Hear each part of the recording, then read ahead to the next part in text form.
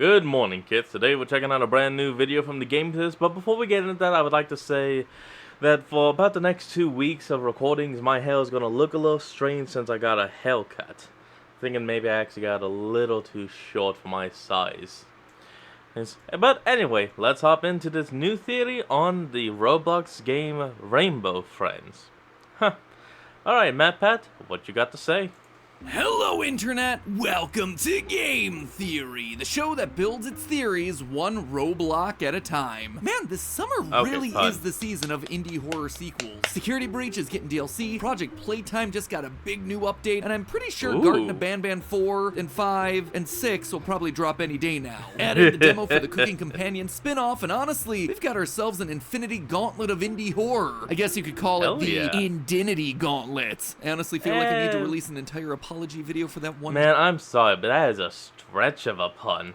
Joke. But speaking of multicolored gemstones, there is one other brightly colored sequel that just dropped. Rainbow Friends Chapter 2. In case you missed our last theory on Rainbow Friends, let me catch you up. A school bus heading to an amusement park called Oddworld gets sent down the wrong path, causing the bus to crash and everyone inside to wind up inside a mysterious facility. It seems to be the remains of an old TV show museum and play park dedicated to the Rainbow Funtime Friends, a cast of characters from an old animated TV show. Thanks to some plaques and as you can tell by Rainbow Friends, the name, they all friends that all rainbow colors. Pictures scattered throughout the building, we discovered that the friends were created by a man called Oswald D. Davis and his partner Trenton, with his facility specifically designed to bring the Rainbow Friends to life. Because this is an indie horror game though, you can probably guess how well that went.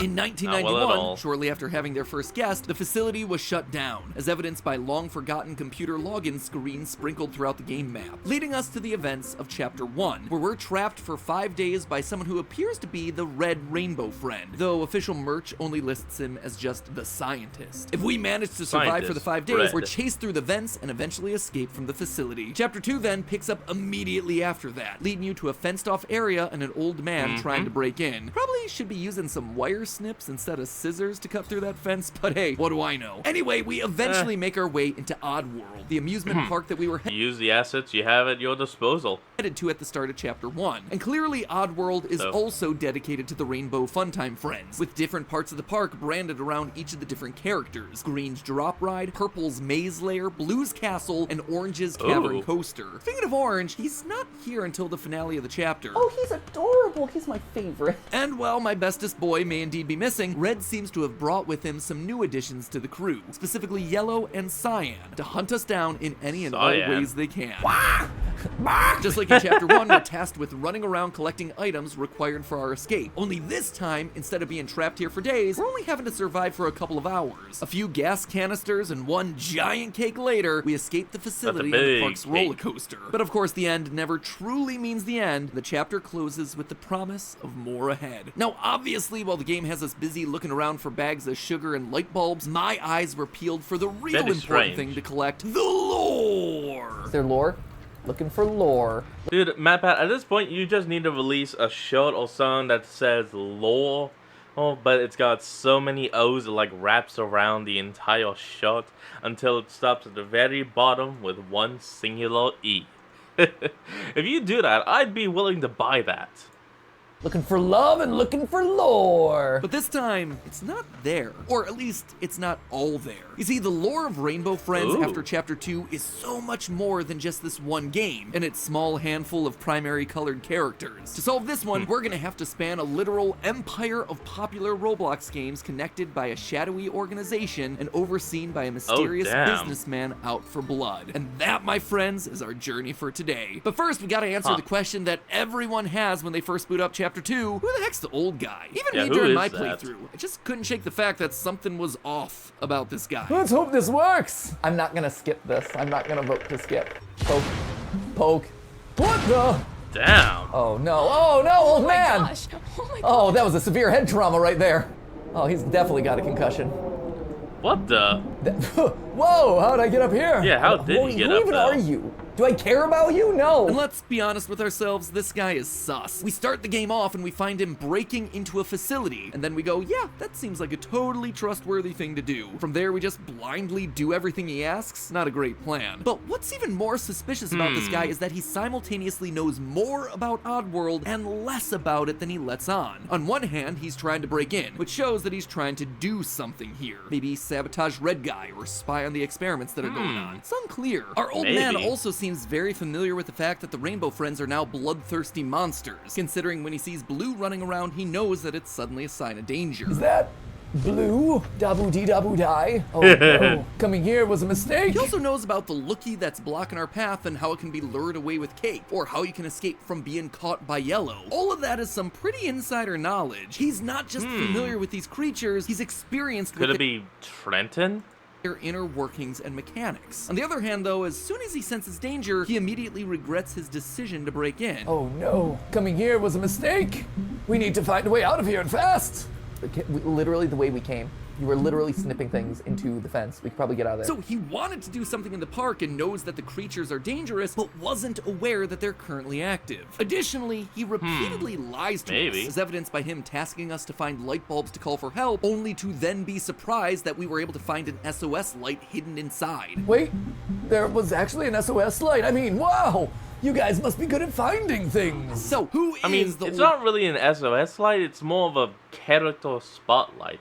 Similar to like the bat signal. Man. Well, let's take a look at his design. A leather jacket, thick rimmed glasses, and a smirk, which makes him the perfect match for one of the two characters that we learned about in Chapter 1, Trenton, co-founder of the Rainbow Friends. This seems like a pretty open and shut case. Everything about these two guys match, except longtime theorists will realize that there's a slight hole with my plan. In my previous theory, I said that Oswald turned Trenton into Red, but in this game we see both characters existing simultaneously. So what's the deal with that? I was wrong. It's easy as that. Red isn't Trenton. See, I can't admit when I'm wrong. It would seem that Trenton's back in the Rainbow Friends family for something. But what? Well, we can actually get hints to that from the first two chapters. First things first, obviously Trenton is much older now than he is in the picture from Chapter 1. And that's because the portrait is from when the company first started, 1972. You see, before entering Oddworld at the start of the chapter, we can actually go off to the side of the fence in the lobby area and activate a generator here. The code for the generator is 1972. All it does is activate this little conveyor belt with a cinder block on it, but that right there is telling us that the date matters. I would guess that it's likely acting as the start to the Rainbow Funtime Friends franchise. Why would I say that? Well, as we've seen with other indie horror franchises, the 70s tends to be a good starting date for failed kids franchises. And they're not just making up these dates out of thin air either. The 70s were a huge time for the types of kids programming that Rainbow Funtime Friends was probably like. This was the era of Mr. Rogers, the Electric Company, the New Zoo Review. Sure, they weren't animated, but you had these big casts of characters with life-sized puppets and designs that really didn't mesh together all that well. Random animals and monsters and dinosaurs all mixed together. It was the early days for this sort of programming, and so whatever popped into your head was kind of what worked, just like the assemblage of characters that we get with Rainbow Friends. Yellow Dino, Green Monster, Blue Person, Orange Gator, and Purple Arm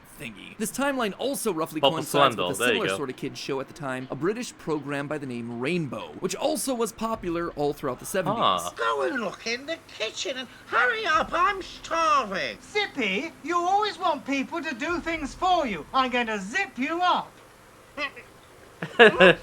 There's even an episode of Rainbow named Friends. That said, this is more of an interesting coincidence than anything. After watching a few episodes of the show, there doesn't seem to be all that much connecting the two. I just thought it was worth calling out. So if Trenton and Oswald started the series in 1972, what happened? Well, throughout the chapter, there are hints to a rivalry between the two of these characters. In a control room near Orange's roller coaster, we can see a whiteboard with various messages smudged out, including call animal control and change garage code. Now, the animal control line is likely a reference to the moment that the characters escaped. Throughout Chapter 1, we saw that the Rainbow Friends were, at least for a period of time, forced to live in stables under the facility, even having to be chained up in order to be showered. They were treated like animals, so calling animal control the day they escape and happen to be hungry seems to make a lot of sense. But what I'm more interested in is the blue text that says change garage code. You'll notice that right next to it is a blue stick figure wearing a crown, an obvious reference to the character of Blue, right? Well, also notice that there's a red stick figure next to it that that's been erased. It seems like someone, speaking in blue, is looking to take over, take the crown for themselves, and quite literally erase red from existence. This power struggle between the two is also reflected in the calendar that you can find in the same room. Like all the other calendars you find throughout the map, this one has July 1st marked out for a field trip, a reference to our school bus first arriving at the facility. Based on the fact that July 1st on this calendar falls on a Friday, you can actually pinpoint a few potential options for what year the game is meant to be taking place. Oh, here we go. 1994, 2005, 2011, 2016, and 2022. My money is on that 2022 mark. June 30th, 2022 is when Rainbow Friends Chapter 1 first released, and with the next day, July 1st, being circled followed by the words field trip feels like a reference that's both meta and canon. Anyway, that tells us that it's been over 30 years since the initial facility shut down in 1991. But this calendar actually gives us a lot more information. Notice that there are a couple more dates highlighted. July 4th for fireworks, which, that tracks, and July 6th for a light show. These highlighted dates, I believe, not only confirm that this calendar is up to date, but also gives us an idea of what Red is aiming for. Remember, the first chapter took place over the course of 5 nights. That means that our escape happens the evening of July 5th. That's why there are leftover fireworks for Red to use to scare the old man during Chapter 2's 3rd challenge. However, clearly there is someone else here who's trying to foil Red's plan, because each date is scratched off using blue, including the light show that's happening on the 6th. A date that has not happened yet. Not yet. Technically, that's supposed to be happening tomorrow. And underneath those dates is a note saying move to August for investigation. Whoever's writing these messages in blue is trying to stop or slow down Red's plan. The power struggle was also being referenced in Chapter 1 with this random line on a wall written in red: "You only slowed me down." Since we only have ourselves 2 named characters in this game, our list of suspects is fairly limited, especially with Trenton obviously being the old man. Unless they're introducing a new character in the next chapter, process of elimination kinda dictates that Oswald the founder must be Red. The park is named after him, he's the one in control, he's also the one who has the proper garage code as we see from the opening cutscene. It's also clear that Red and Trenton have themselves a backstory, considering Red has the chance to kill off Trenton in Challenge 3, but chooses not to, instead just using the fireworks to scare him. That then means that Trenton, our old man, must be the one in blue, breaking into the facility, trying to strike back, and ultimately reclaim the crown for himself, erasing Red from the picture for being too ambitious, for pushing too far. Here's what I think happened. The two started the show together, helping it to grow in its early days, but then something started to change. Red, Oswald, wanted to keep growing, make more characters, make them more realistic, and Blue, Trenton, disagreed. In Chapter he went a little once-low on everything. It was just like bigger in the factory and bigger in the show, and he's bigger in the corporate sign. 2's final chase sequence, we run past robotic versions of the characters all discarded, dismantled. Old animatronic versions of blue, orange, green, all thrown away. I suspect that this was because they weren't good enough for Red. They weren't realistic enough. He needed something living. The actual Rainbow Funtime Friends, which came out around 1991. Along the way, Trenton was disowned, ousted from the company for being resistant to this change. Fast forward to the game today, in 2022, where I suspect that Red is now using the lookies and tainting the local water supply with them. In the chapter's final sequence, we run past exactly that. A bunch of Rainbow Friend heads, which we know are living creatures, floating past in a pipe explicitly labeled water supply. Red is up to something, trying to make everyone into a Rainbow Friend. No longer slowed down by his partner, but now that partner is back. Trenton is here and trying to sabotage his old business partner, make him stop the mad power trip that he's been on. But that also doesn't necessarily mean that Trenton's that good of a guy. We all know there's only one solution to stopping a power struggle. Death to them all.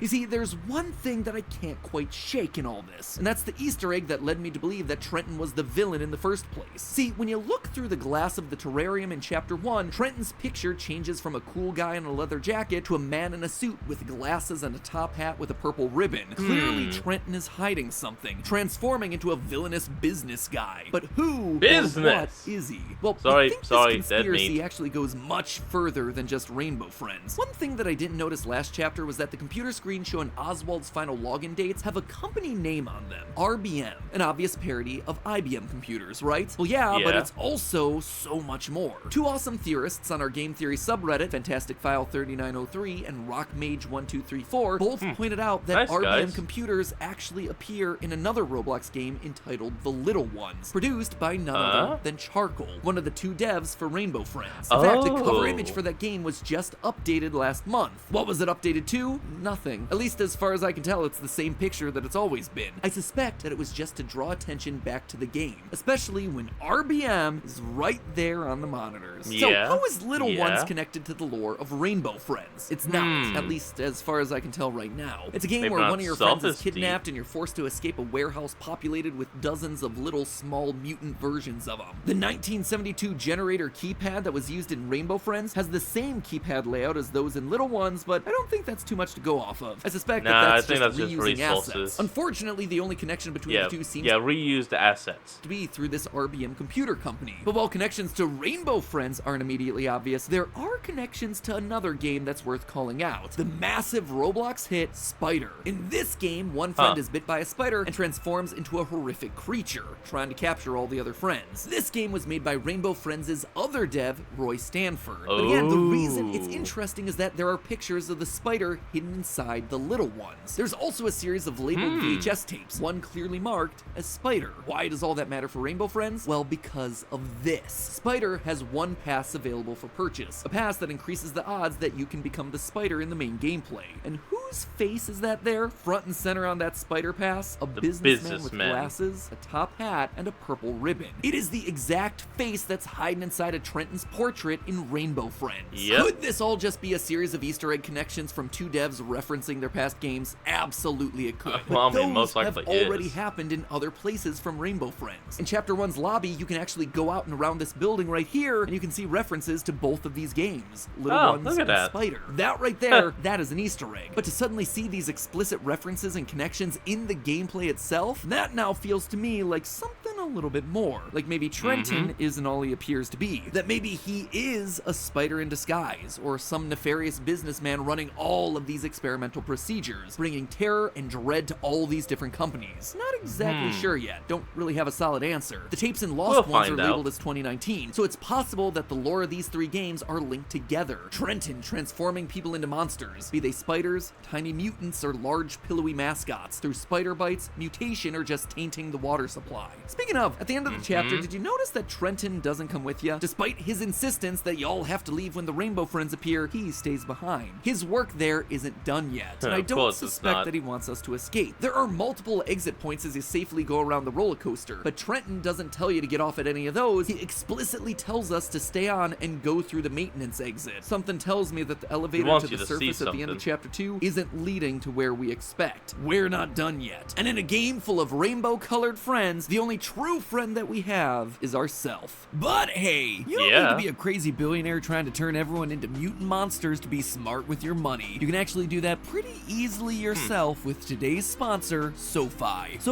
Well, folks, that's going to be the end of today's episode. I hope you all enjoyed this. Remember to like, comment, and subscribe for more. Link will be in the description below, and I hope you all enjoyed this, and I hope to see you all next time when we flick on.